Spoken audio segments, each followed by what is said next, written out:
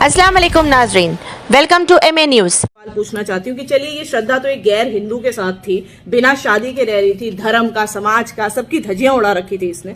लेकिन ये dowry deaths की रिपोर्ट है 2005 से लेके 2021 तक, और 2021 में 6753 केसेस रिपोर्ट हुए डाउरी डेथ के। डाउरी डेथ मतलब वो गैर हिंदू तो नहीं होगी जो भी जिसकी भी महिला की हत्या हुई है।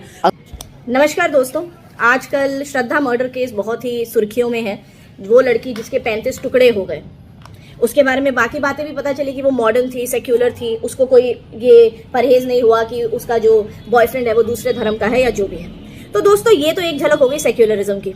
अब देखिए वो धर्म, क्योंकि उस लड़के का कुछ और था, इसलिए अभी तक DCW जो दिल्ली कमीशन फॉर वुमेन की चेयरपर्सन है स्वाति मलिवाल जी, उन्होंने भी कुछ नहीं बोला।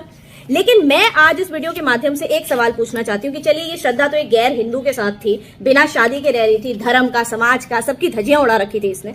लेकिन ये डाउरी डेथ्स की रिपोर्ट है 2005 से लेके 2021 तक, और 2021 में 6753 केसेस रिपोर्ट हुए डाउरी डेथ के। डाउरी डेथ मतलब वो गैर हिंदू तो नहीं होगी जो भी जिसकी भी महिला की हत्या हुई है।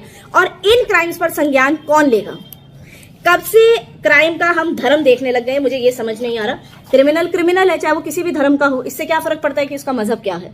तो मुझे लगता है कि हमारे देश के जो कट्टरवादी सोच के लोग हैं वो गुनाह को गुनाह की तरह देखिए। आप गुनाह को मजहब में बांट कर मत देखिए।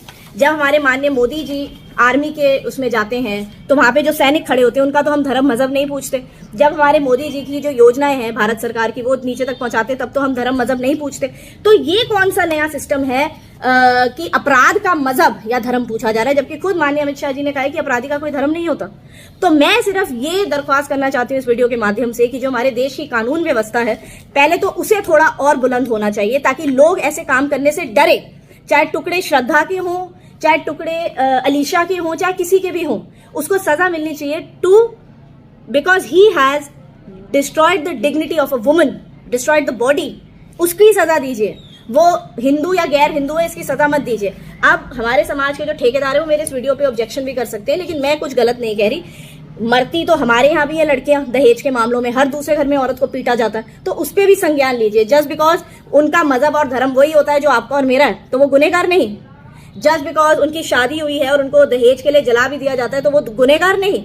जस्ट बिकॉज वो शादी माँ बाप की रजामंदी से हुई होती है, माँ बाप साथ होते हैं, तो उस लड़की को मारने वाला गुनहगार नहीं। मुझे नहीं लगता कि हमारा देश या हमारी सरकार मजहब के हिसाब से क्राइम की सजा देती है, और अगर आपको ऐसा लगता है तो बड़ी दुख की बात है। इस वीडियो को आगे जरूर बढ़ाएं और याद रखें कि हमारी जिम्मेदारी है कि हम अपनी बच्चियों को, अपने घर की बहन बेटियों को समझाएं, क्योंकि ये समाज तो किसी का भी सगा नहीं है।